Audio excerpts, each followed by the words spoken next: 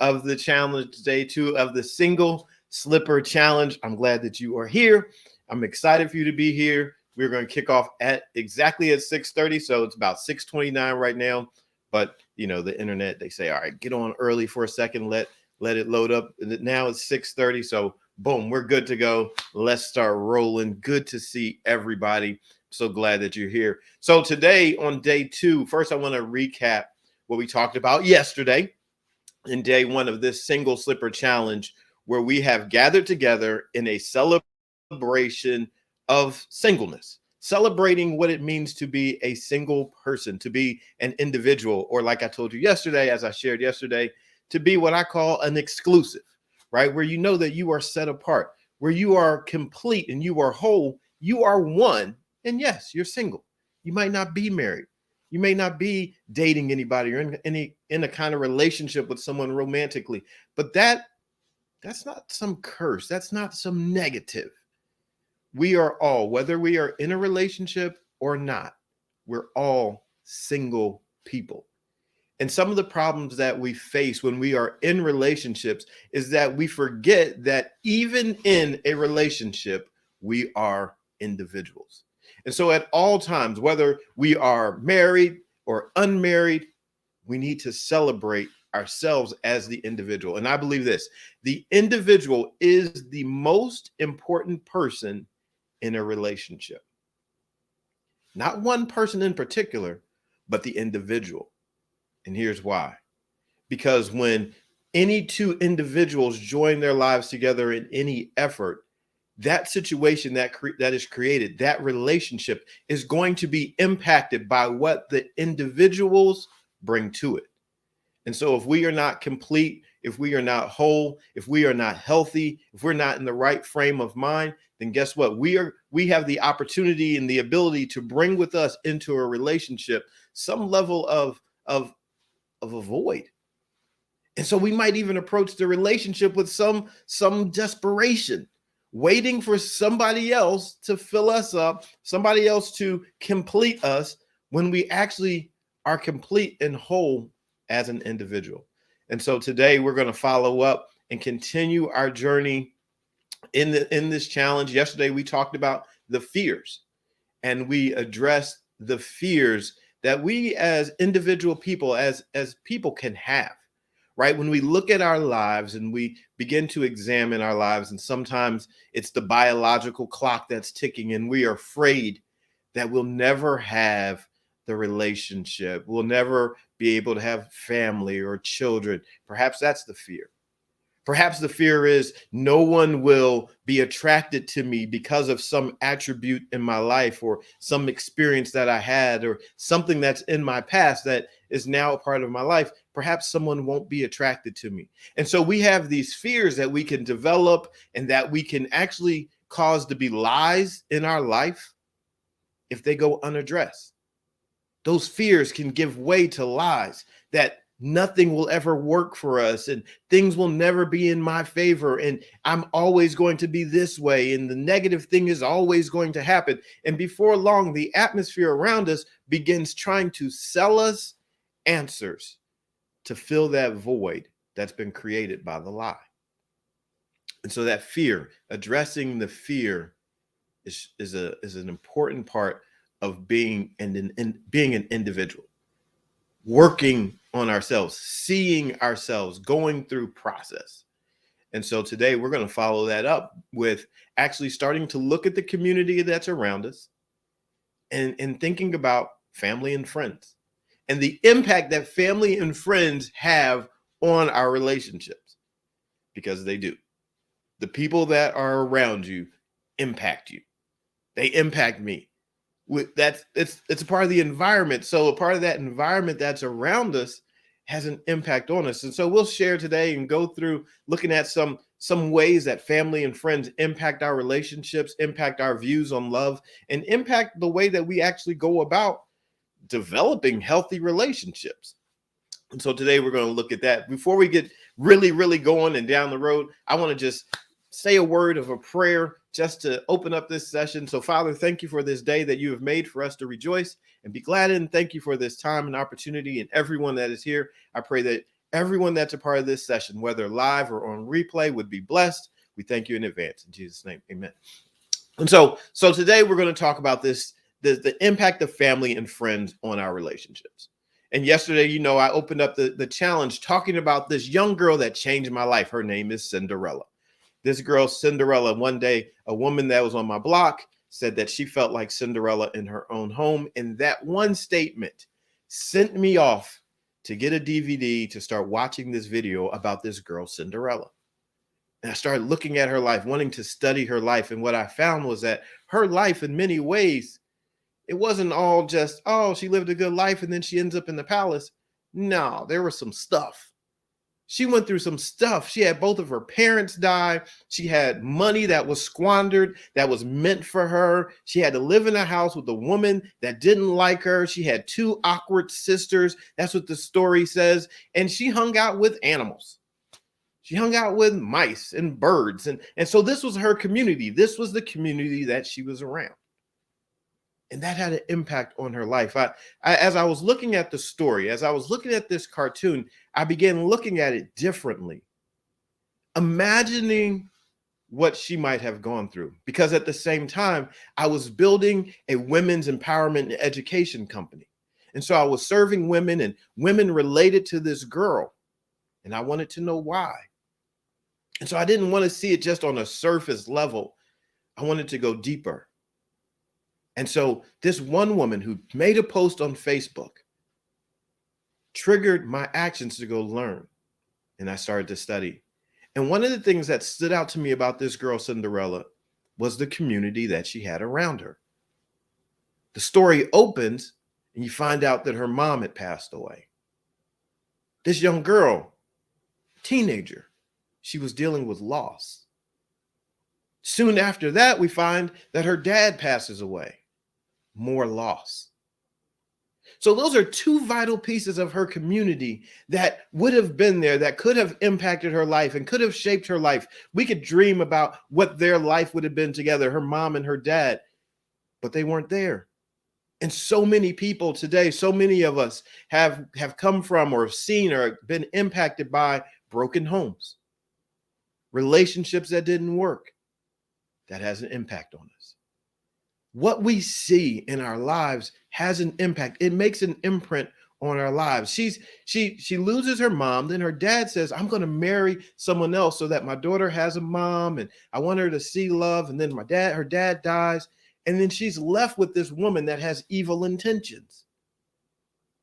She's left with this woman who just wants to forward her agenda for her other 2 daughters. So Cinderella, who had an inheritance and she had a home and she was well cared for, all of a sudden becomes a prisoner in her own life's experiences while her stepmother is squandering the funds.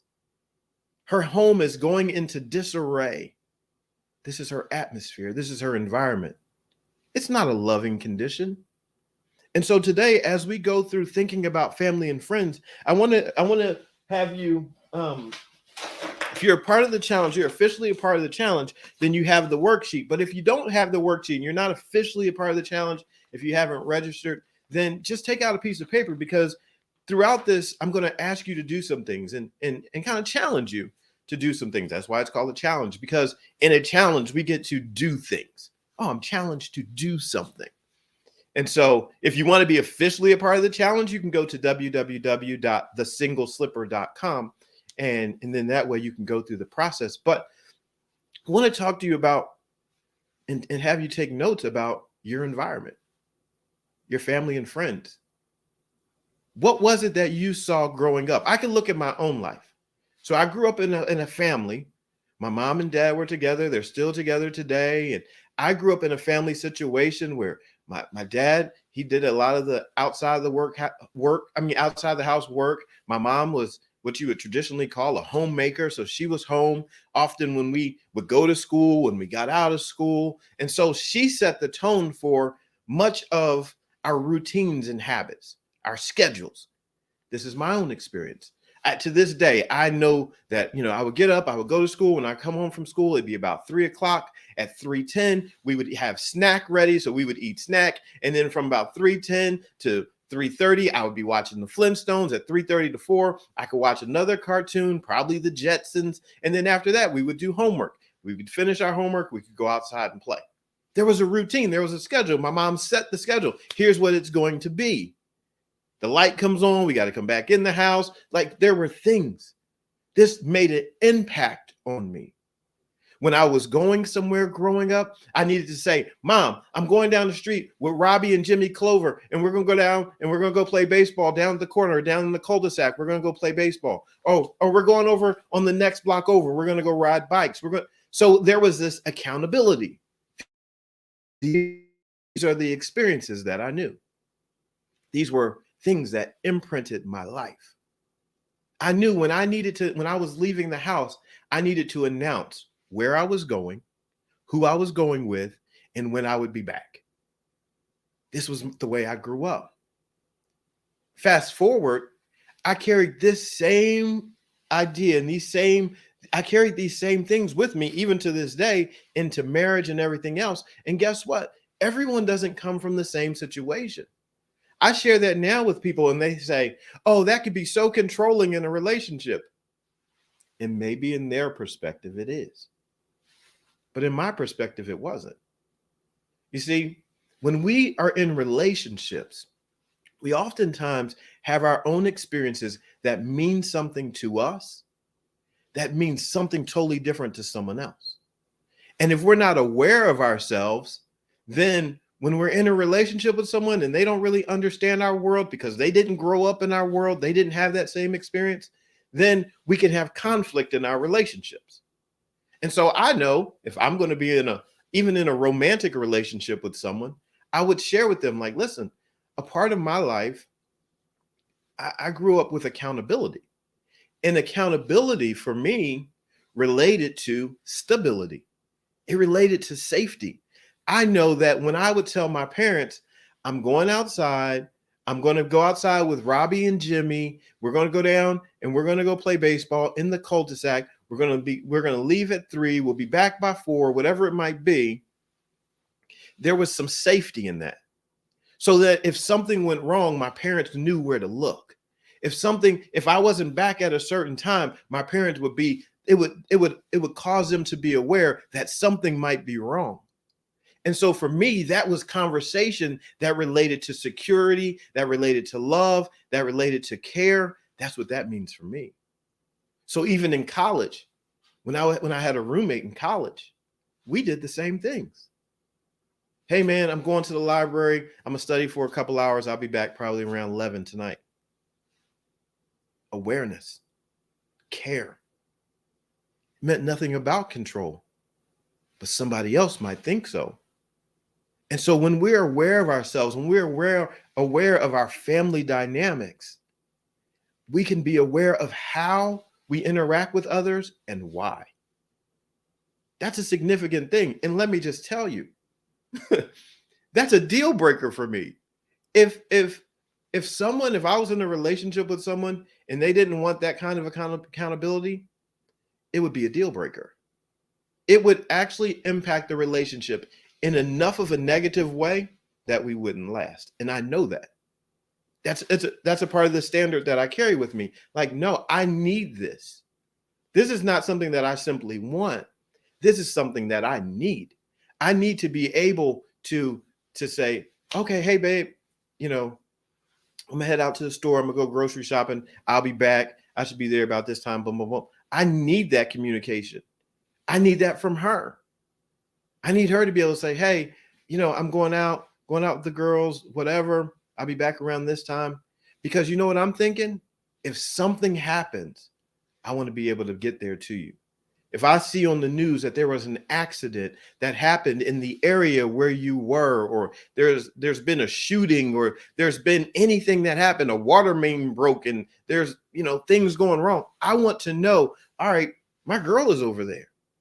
She's in that area. So if I need to get in the car and try to find her, that's what I need to do. I want to know, because I care, that you're safe.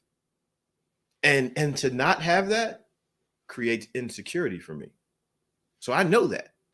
And so I would encourage you, on your worksheet or on your pad to write down and start taking some notes about how your family, how you grew up, how it impacted you.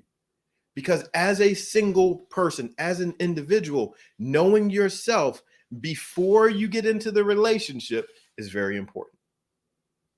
What makes you tick? Right? What things do you enjoy? If I asked you, what are your love languages? What did you see growing up? Were you in a house that had an abundance of love? Did you celebrate holidays? Were you very community oriented within your home? Or perhaps was everybody in their own space? You didn't do a whole lot of connection. What did you grow up in? And how has that impacted you today? Do you want that? Do you want the opposite of what you had growing up? Do you perhaps want much of what you had growing up?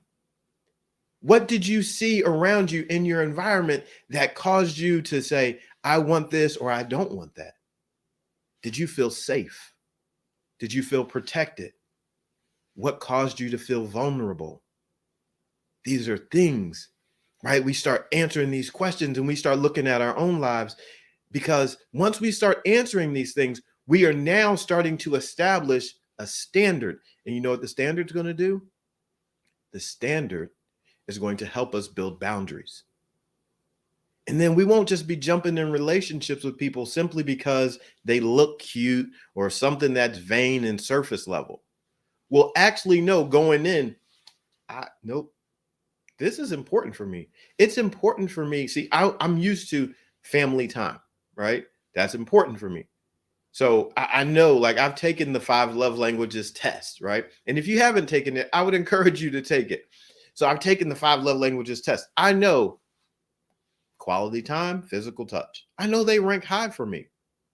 But I also come from a family that hugs, we kiss, we're together.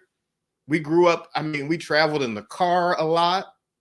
We did a lot of like cross-country driving, right? So I'm used to being physically around my family and talking and dialogue, having dialogue and making jokes and playing games. Like to this day, we have family events. My mom is going to break out Uno or left, center, right, or she's going to create Deal or No Deal and have envelopes with money in it. And that's what we do, right? This is our life. Like have a ping pong table or a pool table. This is what we do. Family time, right? Being engaged with family. So that's a big deal for me. Here's my question for you. What is a big deal for you? As I looked at that girl, Cinderella, her mom dies, and her mom would have been a woman that was a role model for her. She would have modeled something for that young girl, Cinderella. She would have showed her something, but her mom wasn't there. So then who is the woman in this young girl's life? Because listen, I'm a dad. It's fantastic being a dad, but I'm not a mom, right? I have daughters. I can talk to them about things, but I could never express to them what it feels like to have certain things happen. I just don't know. And so a role model says, hey, if you're in this role, this is what this would look like. This is how this could possibly feel. This is just things. If my girls want to wear high heels, I can't tell them how to do it. I don't know.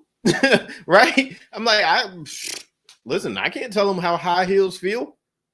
I'm like, they look like they hurt to me. Your toes all crunched in. No, I don't know. I'm like, hey, maybe just put on some flip-flops, wear flats. But maybe they want heels. I don't know. Right? And so someone gets to be a role model. Right? Someone gets to model that. I know, let me just go back. I know about being a massage therapist and how to work with women that wear high heels and how their hips get off balance. I know that. There's some things that I know, but there's some things that I've never been in that role. I've never been in that spot, so I can't fully share. And this young girl, I'm looking at her life, and it caused me to think. I saw her not as just a young girl, but a picture of the women that I was serving. How many of them didn't have a woman that was in their life that they looked up to, that they could admire, that was a positive role model. You see, when her mom died and her dad decided to get married, there was a woman in her life, her stepmother. We know her to be like the evil stepmother, but her stepmother did not favor her. Her stepmother did not look at her with adoring eyes. Her stepmother did not take the extra effort to talk to her while perhaps sitting at the couch and brushing through her hair and talking about life. She didn't have that kind of experience. She didn't have a woman that taught her how to carry herself in a positive way. No, actually quite the opposite. This young girl, she had a stepmother that actually taught her how to take a house and a home that was well taken care of and well provided for when she met the guy and run it into the ground. That's the example she saw. Not a woman that could keep a home, but a woman that would run down a home. When her dad was there, the home was taken care of and everything was looking grand, right? But when he died, this woman who had her own agenda, who her real true colors showed, she's like, I will let this house fall into disarray. Her financial role model from this woman says, I will squander this money on the ideas and the thoughts that my two awkward stepdaughters have, my two daughters have, her stepsister. She's like, I'll squander the finances on them. Money's gone. So she didn't learn great money management from this woman. Didn't learn a conversation and care. There were things that she did not see in this woman, right? And so sometimes in our relationships, we can have voids that are created by the people that we are around. Like I said, I'm very blessed to have my dad and my mom, and they're both there. And I know I'm blessed in that situation. And I got to see some things. I got to see, those times when my mom would be in the kitchen and my dad would come in and put his arms around her and kiss her on the neck. And, I saw those things. That's normal and natural for me. Right? My mom shared with me how a man should be. Right? She gave me all the insights. Oh, women like this, women like that. My mom gave me all the game. I call it the game. My mom gave me all the game. And she'd be like, your dad, and then she would point out things about my dad. Right? She would share things about my dad, how my dad does this or how my dad does this. And listen, at times she would point out some things where my dad would miss it, right? She didn't necessarily point them out, but when you pay attention, you can see like, oh, if dad's communication is not there, or she's disconnected, I was able to see those things too. So these are things that we get to see in our relationships. And so I would encourage you, take some notes, look back in your life and say, what did I grow up in? What did I grow up around? What kind of major significant changes happened in my life that impacted the way that I look at life? How was I impacted? How was that girl impacted when her mom died? When her dad died, when she was left with her stepmother and her two awkward stepsisters that were around her same age, where they could have been like a girl gang in the house together, rolling, hanging tight. They weren't. She was a prisoner, basically, serving her two stepsisters. What does that feel like? Do you feel that way in your life? Do you look at your life and do you feel like you are a prisoner in your life? Or do you feel like you are flourishing and that you are free to be the person that you desire to be? These are the questions that as individual people, as single people, we get to look at them, because when we do, that helps us to realize our makeup. Our environment has impacted us. And so what we see and what we have been imprinted with, we oftentimes have as a part of our means of operating. And we may not even be fully aware of it. It might just be something that we do without really fully paying attention to it. I think about this young girl, Cinderella, right? Her mom dies, her dad dies. She has an evil stepmom, awkward stepsisters. they're not really vibing as a family once dad dies. And who is she left with? Animals. In the story, she hangs with animals. They become her friends. She has mice that are her friends. There are birds. There's a dog. There's a horse. These are her friends. Cute in the story. But even in the midst of all that she had lost, even in the midst of those that would have opposed her, she had a community around her that cared about her. That's a question to look at too. Have you ever been in an environment, in a community where you felt cared about? Because it matters. That community that she was in that cared for her, they were the ones that when she wanted to go to that ball and she didn't feel like she was going to be able to because the stepmother put some obstacles in her way, they were the ones that worked to help her pass those obstacles.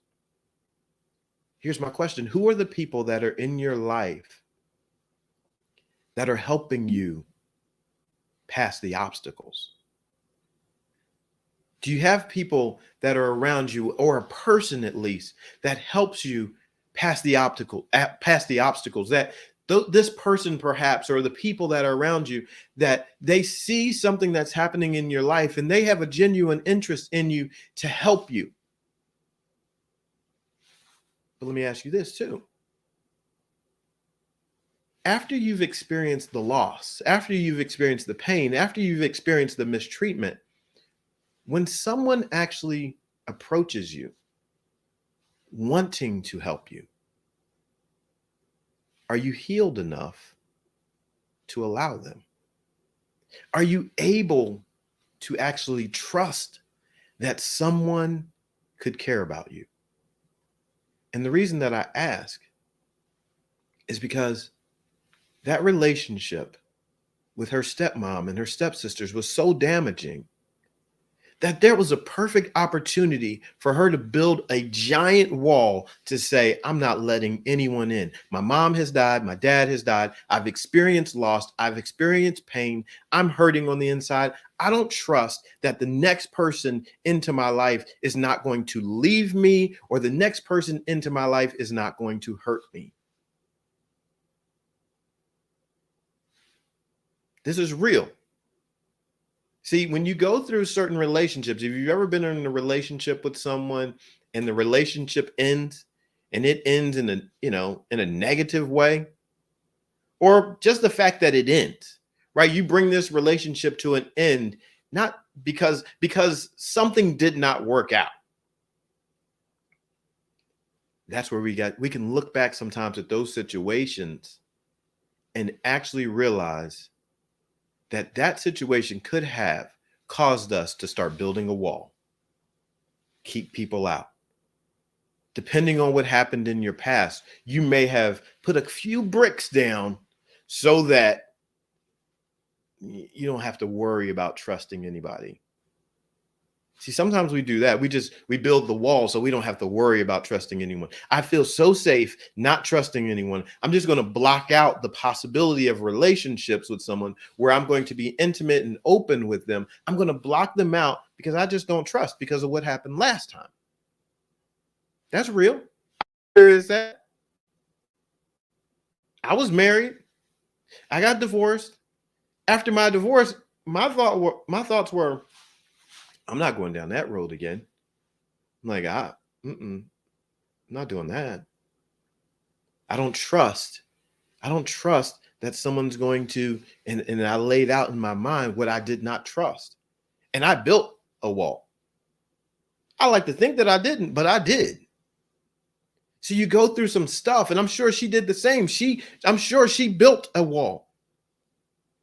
Right. And so we build these walls. The marriage ends, the relationship is over, the person breaks up with you, and then you perhaps build a wall because you don't want to let anyone in, because you don't want to be hurt. You don't want to have to worry about whether or not you can trust them. So you build a wall. Cinderella had these friends. They were there. Good on her, because she let them in. She let them in to a sacred space. Let me tell you how I know this. Because she was asleep. She was asleep in her bed. And as the story opens, the birds are in her window, the little mice are there. And so all of these characters are in her room. Her room is a sacred space, but they had access. Now you might think, like, Brian, this is way too deep for a cartoon, but I told you, I studied the movie differently. I looked at it differently. And so they're in a sacred space. They're in an intimate place. They are in her room. They had access to her while she was sleeping. They were able to be in that environment. This is why this is so important. Again, I told you, I have a background in massage therapy. One thing I learned serving a lot of men and a lot of women, but mostly women, I learned that when a woman became safe or a man became safe and they would fall asleep, that's a high level of trust. That someone would lay on a table and I could touch their life and touch their physical body and they would go to sleep. They would rest. That means I'm in an intimate space with them. I was able to learn how to touch a person's life at their most vulnerable moments. I at times would sit and just be in awe of what would be happening. A person that I really didn't know beyond a few minutes of an introduction, bringing them into the treatment room, explaining how the treatment would go, stepping out of the room, they would disrobe, get under the tape, get on the table, get under the sheet with no clothes on. And then within a few moments of meeting them, I'm physically touching them. It's actually an amazing experience to think that someone could trust you that much. And so I bring this to you again as a part of relationship and as a part of recognizing who you are and what you have with you. Because sometimes there would be people that would come into the treatment room and they would be there and I would know that there was a level of tension. I would know that they weren't ready fully yet to be able to receive. And then we would have to talk and I would have to, I would encourage them and we would dialogue and perhaps we would start off with just, something on with the sheet there before I would roll it back on their back. I might just do some touches on their back and some compressions and create a connection because you can't rush. You can't rush someone past their experience. You can't rush someone past where they are. And I would encourage you, whether or not you're on either side of it, to understand not to rush yourself. Your environment, what you have been through, has impacted you in a way that you have built your life with these experiences. The question is, what are those experiences? What are the relationships that you've had or that you have that impact how you look at relationships? Perhaps you're a part of religious institutions. Perhaps you went to an all-girls school or an all-boys school. Perhaps, your parents got divorced. Perhaps you've experienced loss of a loved one. Any number of things, any number of experiences could have happened in your life. Perhaps someone has abused you. All of those things are impressions upon your life that impact how we look at relationships. And none of them need to be discredited. Whether it was favorable or unfavorable, they're all a part of how we process. And so I would encourage you to look at your relationships and really study them, because what I found for me is the more we begin to study ourselves and learn and ask those questions and investigate, you'll learn a lot about yourself. See, it's easy, we think, to just go and start dating someone else or get in a relationship with someone else. And let me tell you why. The reason why it's so easy to start a new relationship versus looking internally and looking at ourselves is because there is an endorphin release. The endorphins in our body, they're feel good like feel good drugs. It's the drug of newness, of excitement, right? So you meet someone new. Oh, This is fantastic. You get to open a new present. Oh, it's new. This is exciting. Everything is fresh. Everything is new. And so it's exciting and you feel good. And then after a while, that goes away because you've been with that person for however long. The same thing applies for ourselves. Oftentimes, we don't want to invest the time looking within because we've been with ourselves for a long time. And so it's boring. And so often we waste the single time.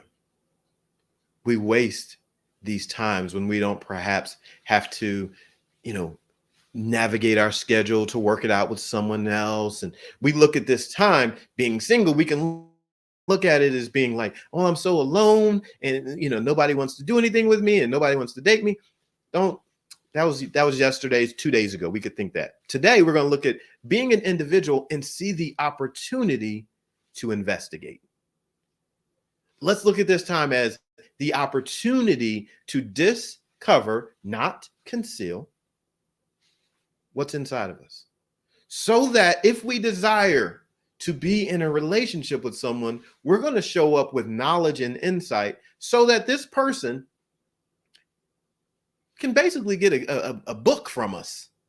You can basically get a game plan, right? There's this idea that someone should figure us out, right? And, I get it. Like someone should want to know you. They should try to figure you out. That's okay. But think about it like this. If you know yourself and you know what you like, and you're able to tell a person, hey, these are the things that I like. These are the things that work for me. This is how I am. Boom. Here, let me give you the game plan. I'm going to give somebody the game plan on how to be successful with me. Why?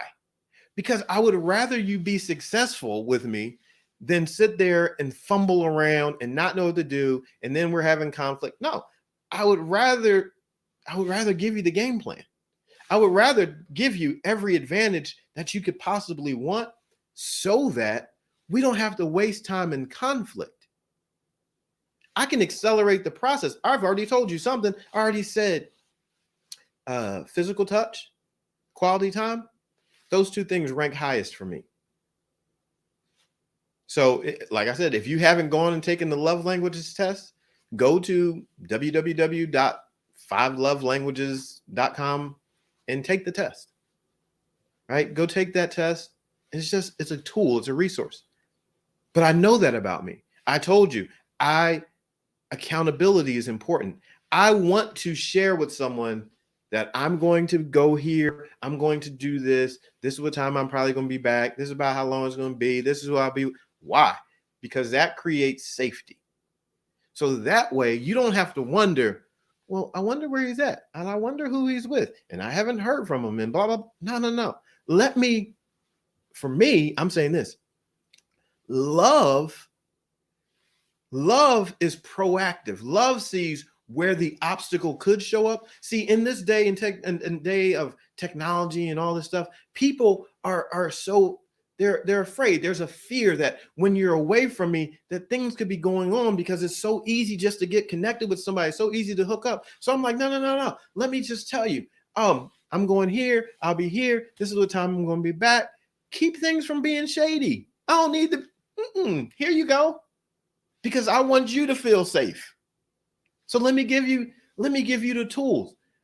I like physical touch. I like quality time. I like accountability. I want to shut the phones down. I don't want to be in the house with you and we just texting all day long, sitting next to each other. I don't want to do that. No, I want to sit on the couch.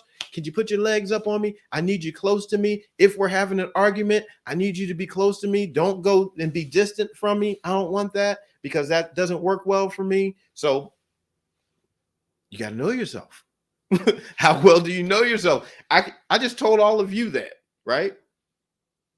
I could really write down a manual for winning with Brian and hand it to somebody and say, look, I like pizza, right?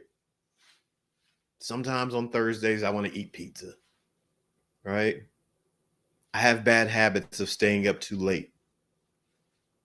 So, that's something. There are things I know. Here's another one. Here's my process. Here's my frustration process. Just so you know, I'm going to talk to you. I'm going to talk to you less, and then I'll stop talking to you. If I stop talking to you, that's a big problem, because I want to work it out. I want to have the conversation. As you can see, I have no problem having a conversation, having a dialogue. Let's sit down. Let's work through it. I want that. I like that. I don't want to waste time. I don't want to lose moments in my relationship arguing. I don't want to be at odds. No, I want to, if we get off the path, I want to get back to the path as soon as possible. Because that's our right path. That's righteousness. That's where we're living right. That's where we're righteous. I don't want to be off in the ditch. I don't. I'm like, so what do we need to do? What? Let's shut the TV down. Let's call a timeout. Let's bring this thing back to the right path. You got to know you. If you're willing to shut down and like do silent treatment for 40 days and 40 nights, I can tell you, me and you would have a problem. So we have to know. The more we know, the stronger our relationships can be. This is why this individual time is so important. That girl, the people that she had around her, it's not only about what they can do for you, but let me show you something super powerful.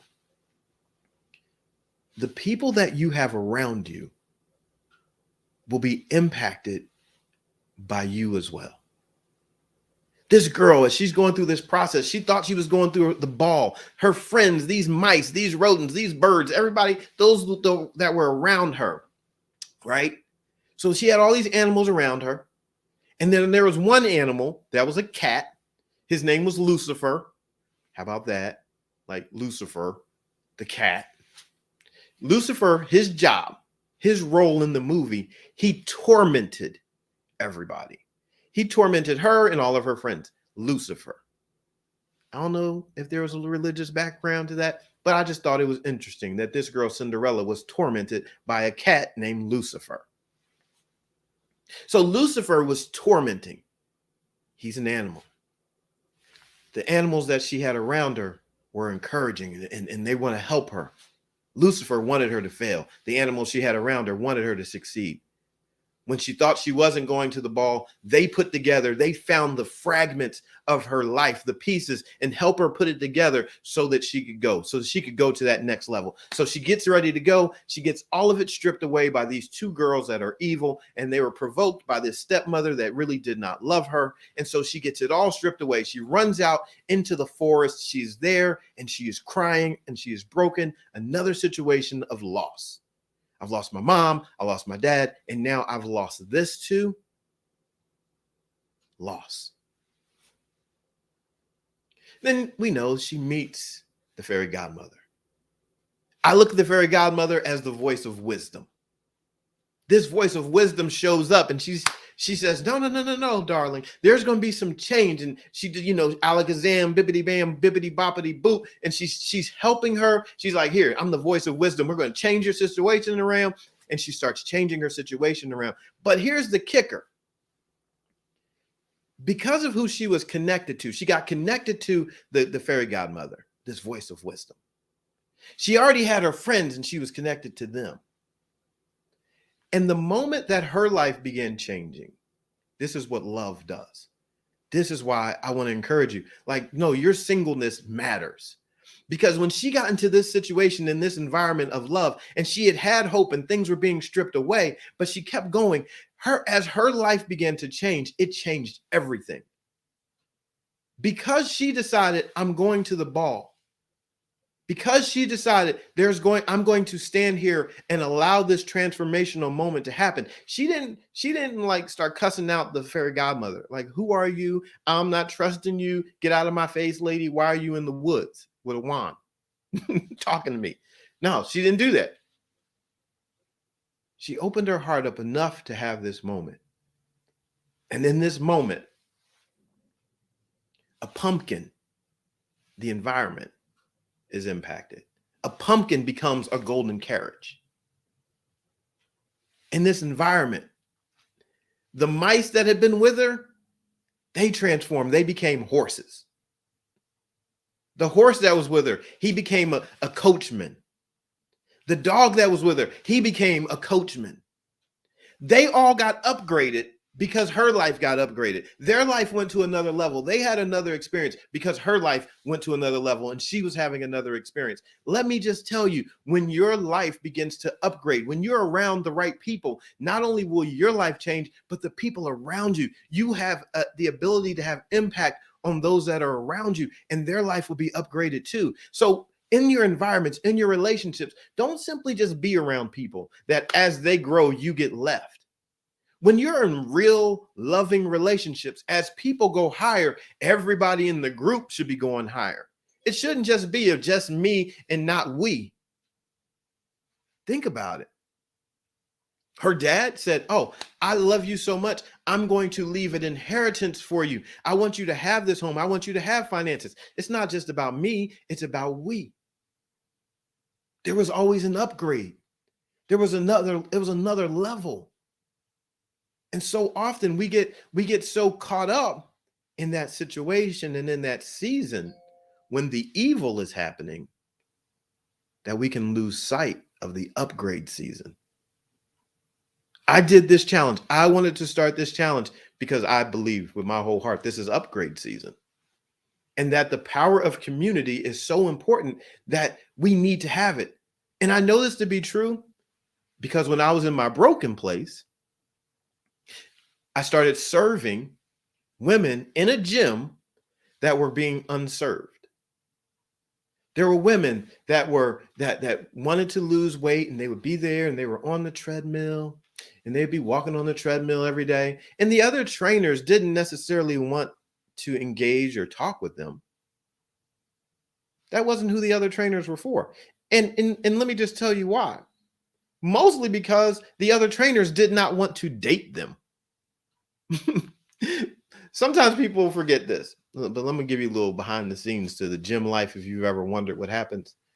A lot of times people in the gym, trainers, they want to work with the people that they find most attractive in hopes of perhaps getting with them, sparking a few, dates or whatnot. And so that's why. But, I was in the gym. I was a little bit older. I'm like, I'm not about that life. I'm like, I want to help people. Because I'm like, I was coming out of a broken relationship and divorce too. I certainly wasn't worried about that. I was like, whatever. I'm not trying to have that. And so I wanted to help those that weren't being helped. And so I started going over to the treadmill and I would see women and I would start to ask them like, so what are your goals? What are your hopes? What do you want for your life? Oh, I want this. I want to lose weight. I'm like, what's stopping you? I don't know what to do. I don't want to get hurt. I don't want to look like a man. One of those three things, and sometimes all three would get said to me. What are your goals? Why haven't you started? I don't know what to do. I don't want to get hurt. I don't want to look like a man. All right, cool. Well, if I can help you, I'll help you. I'm going to put together a women's group and we're going to start training together. Oh, no. I don't want to be out there training in front of everybody. Don't even worry. We're going to train in the back room in private. Create a safe space for the community. And then women that did not know each other, they started joining together in this back room and we'd be working together and I would give them training and then I would share an inspirational message with them and encourage them. And I said, you know what? At first I started off and I was like, oh, I was selling sessions. And then I said, no, these people, they need to be with me more often than not. And so the more you can be with me, the better off you're going to be. So I'm like, look, I'm going to design a program. You can be with me more often. And we started building community. In this community, change started happening and they were growing together. I named it Cinderella Strong. And so women started to identify with the transformation. I am Cinderella Strong. I am beautiful. I am amazing. I am strong. I'm Cinderella Strong. They started looking at each other, not as competition. They started looking at each other as sisters. And I share this with you to share that it's important who you have around you when you are looking to grow your life. See, the conversation in the environment, they were having a similar conversation. When they were squatting and lifting weights and moving things around, they would have conversations where they would say, I hate Brian. He gets on my nerves. He is working me. I'm sweating. I sweated my hair out. Get on my nerves. Like, that I love him. I hate him. It was a love-hate relationship. They hate me because I'm working them out, but they love me because I was working them out. Love-hate relationship, but definitely positive. But they were building sisterhood. And as they started to be together and work together, they were growing together. Their lives were growing together. Then dreams started to unfold, and they're starting to have conversations, and they were getting to know one another. And women would start to tell me, I don't know how you did this. How do you have this many women together and they're not fighting? And I said, it's because everybody has value. Everyone is discovering, dis meaning not, cover meaning conceal. Everyone is no longer concealing the value that they have. Some were married, some were single. They were seeing value in themselves. See, that's the thing about being in the gym. No one gets to lift the bar for you. It's the thing about being in life. No one gets to raise the standard for you. No one gets to lift your standard. You don't have to. You don't have to take anything that I said today and use it. But you've heard it now. And so if you don't use it, you're just choosing not to push to elevate your own standard. And I believe that you are worth it. I believe that you are worth the standard that you are willing to set. Sometimes I would hear the ladies, they would be talking about relationships and stuff, and they would say, girl, you deserve better than that. And after a while, I had to interject, because we're cool, we're family. They told me, they were like, Brian, you're like one of the girls. And I was like, but I'm not. I'm not one of the girls. So let me just tell you. I was like, you don't deserve better. Right? Tell a woman she doesn't deserve better. Watch how she looks at you. So she was looking at me. They would look at me like, what? I'm like, you don't. The reason you don't deserve better is because you're not willing to set a standard for better. I deserve what I'm willing to accept. That's what I deserve.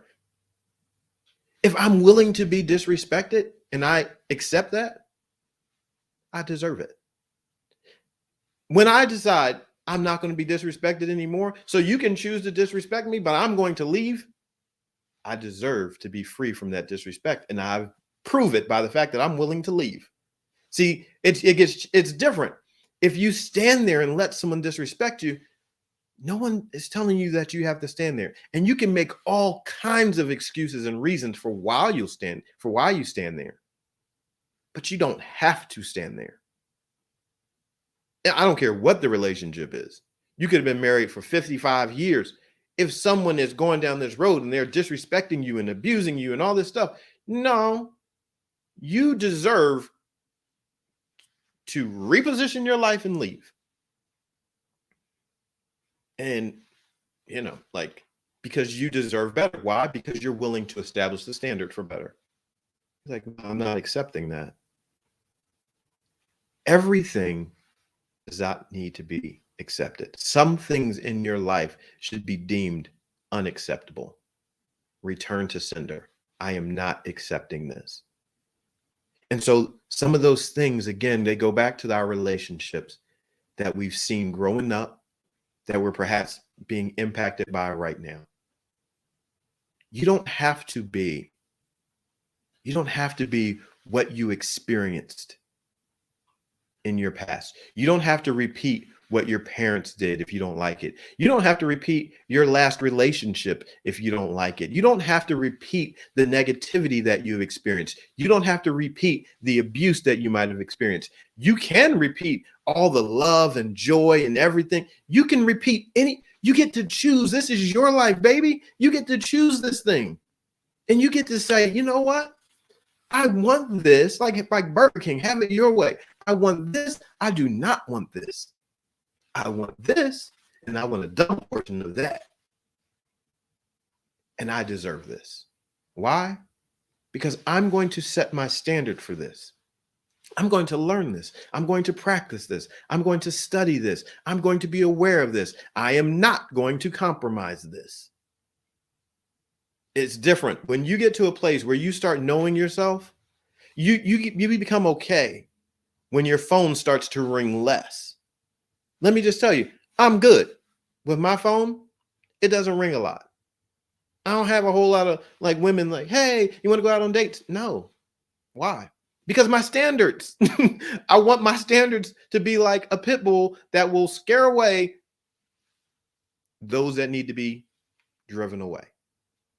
Your standards should be such that someone would tell you that you're intimidating. You know, when someone tells you you're intimidating, you know what you should say? Thank you. You don't even have to say it to them, but you can say thank you to them. And then when they walk away, you just say, whoo, thank you to me. I thank myself that I set a standard that scared away people that don't qualify.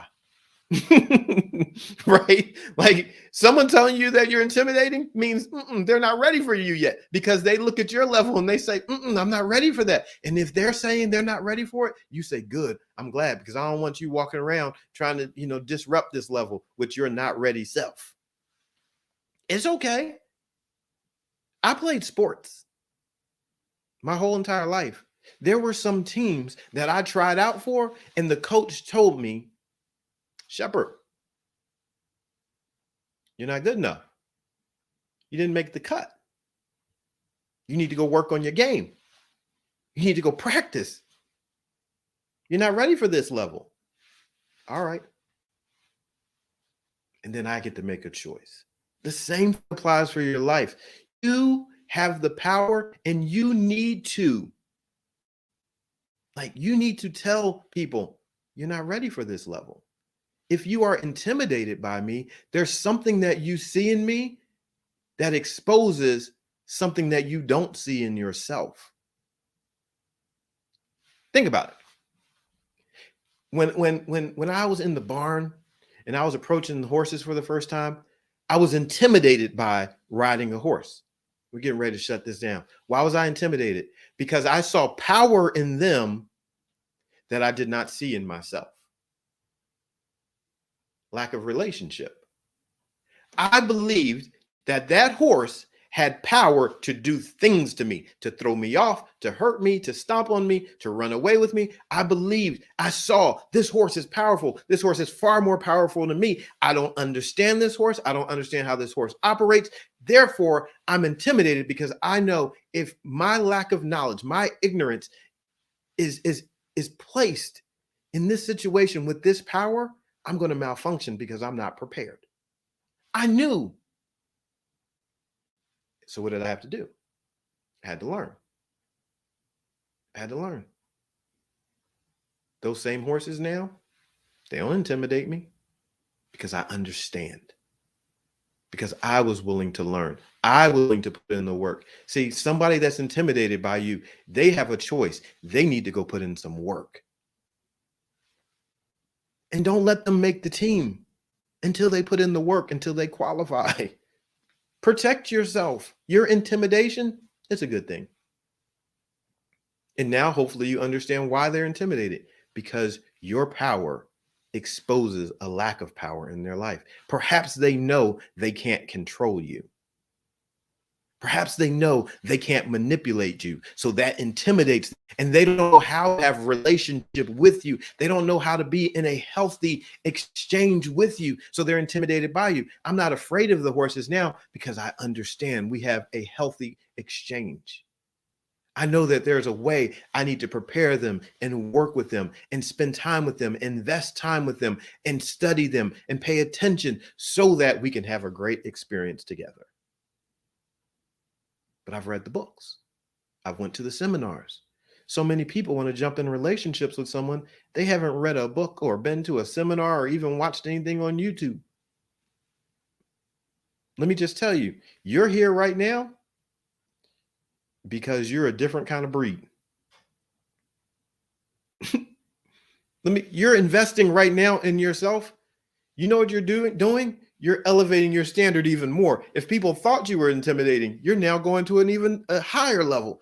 because you're still investing in yourself. Look at you. You are for real about this thing called love and life. You are for real about this thing called relationships. You are investing time on a Tuesday to grow. Like, there are billions of people in the world. They're not all doing that. So understand what you are doing. You are growing. You are elevating. You are making yourself harder to be in relationship with. Sorry to bust your bubble, but let me just say it again. You are causing yourself to be harder to be in relationship with you. You know why? Because you just elevated the standard some more. Your thought process has now gone to a different level. You're thinking about things differently. So now it's become more challenging. That's why this is a challenge. Like, I just went to another level. I'm thinking different. So now it's even more challenging to be with me. And so now, as you move up the mountain, only those that are willing to climb a mountain will be able to have the same experience with you. Let me just tell you, at the base of the mountain, there are always more people than there are at the summit. Let's shut it down right here. You rising in love, you elevating and going to a higher level in relationship with yourself. As you go higher, climbing up a mountain, the altitude, the air gets thinner. It's harder to breathe up there. You right now are choking out people that are not able to make that climb, not willing to train to get to that level. So don't expect to see a lot of people up there. But this is good. This is why you won't have to worry about sifting through a lot of people. They're gonna be like, you know what? That's just too much. I don't even want to go. No, you know what? I mess around and pass out trying to get up there, trying to have a relationship with them on that level. And you know what they're going to do? They're going to hunt. They're going to hunt on a low level. They're going to look for the broken one. They're going to look for the wounded one. They're going to look for the one that's just been messed over. They're going to look for the easy catch. That's not you. That's not you. You're rising, and it's becoming more and more of a challenge. And congratulations, good for you.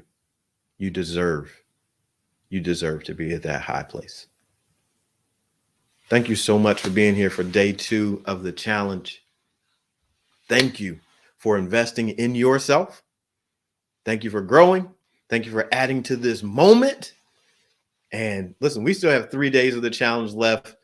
We're going to be here 6:30 to 7:30 all week long, continuing to build. So day 1, we talked fear. Day 2, we talked family and friends, that community. Tomorrow, we're going to step into something totally new, and we're going to keep moving forward. So be here 6:30 to 7:30 Eastern Standard Time. Get connected. And we're going to continue to rise in love and build this thing and see transformation.